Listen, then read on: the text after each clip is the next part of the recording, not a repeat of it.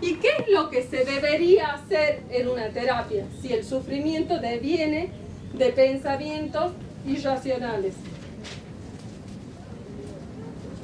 ¿Qué es lo que plantea? Que nosotros no reaccionamos ante los estímulos del ambiente, sino que lo que hacemos es reaccionar ante las interpretaciones que nosotros hacemos de los estímulos del ambiente. Y esas interpretaciones irracionales o esos pensamientos irracionales devienen en sufrimiento, son los que nos hacen sufrir. Entonces, ¿cuál sería, si trabaja con los procesos mentales? Reeducar al sujeto de alguna manera para que esos pensamientos irracionales sean modificados o cambiados por pensamientos más lógicos y racionales que de alguna manera no devengan en sufrimiento, sino en una mejor calidad de vida. Entonces, la tarea sería reeducar al sujeto que de alguna manera tiene algunas improntas o algunos pensamientos irracionales que han sido incorporados de su temprana infancia, modificarlos por otro tipo de pensamientos. Por ejemplo, obviamente no es nada agradable que me vaya mal en un examen, pero si yo tengo este pensamiento que me debe ir bien, si no, no me da la cabeza, por ejemplo, eso genera muchísimo sufrimiento. Si de pronto puedo cambiar ese tipo, que no es que me debe ir bien, que me puede ir bien y que es lo ideal, pero que en alguna situación puedo tener algún error, puedo tener algún olvido, y que de alguna manera, si en el examen no me va bien, hay otras alternativas.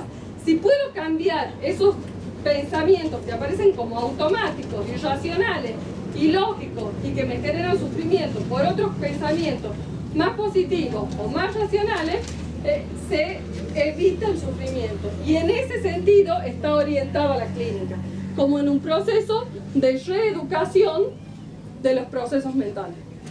Si estudia los procesos mentales, la terapia sería este proceso como de reeducación. Entonces, ¿qué es lo que se hace en la terapia?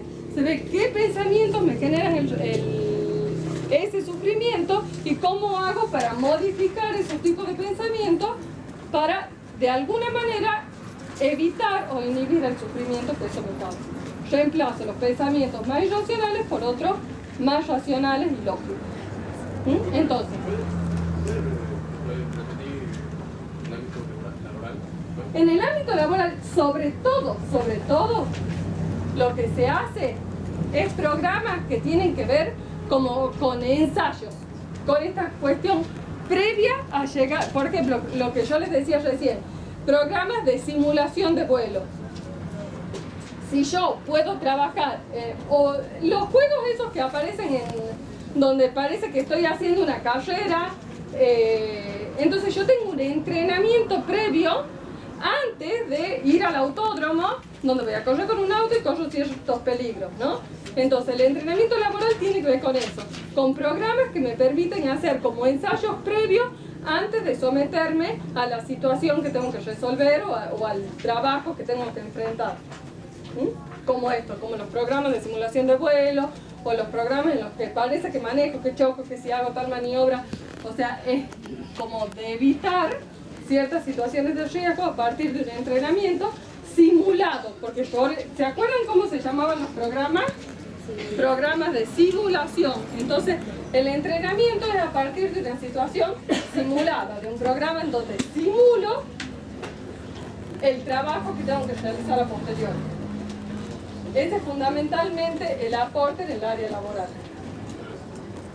Entonces evita situaciones de riesgo. Bueno, entonces chicos, hasta acá los puntos fundamentales surgen en Estados Unidos a finales de la década del 50. El objeto de estudio son los procesos mentales, la metodología con la que trabaja introspección, experimental y uso del ordenador, donde se trabaja fundamentalmente con programas de simulación. Y se trabaja a partir de la analogía. La analogía es fundamentalmente de orden funcional y no física.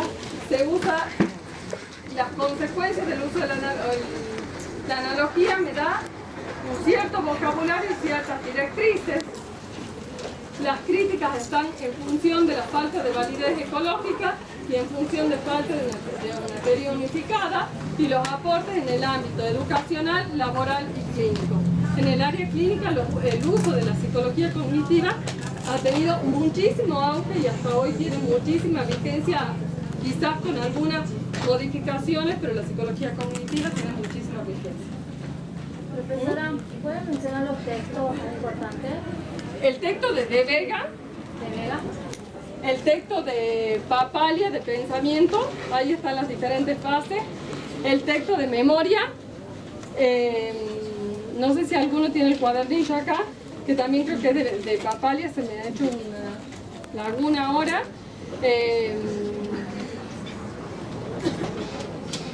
No sé si me olvido alguno, ¿alguien tiene el cuadernillo? Porque...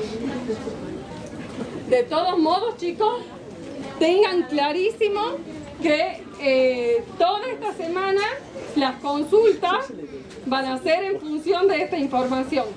¿Les ha quedado claro? ¿Han podido pescar algo a pesar de no tener power, del calor y de todo? ¿Les ha quedado claro las ideas básicas, aunque sean? Sí. Bueno. Igual pasa.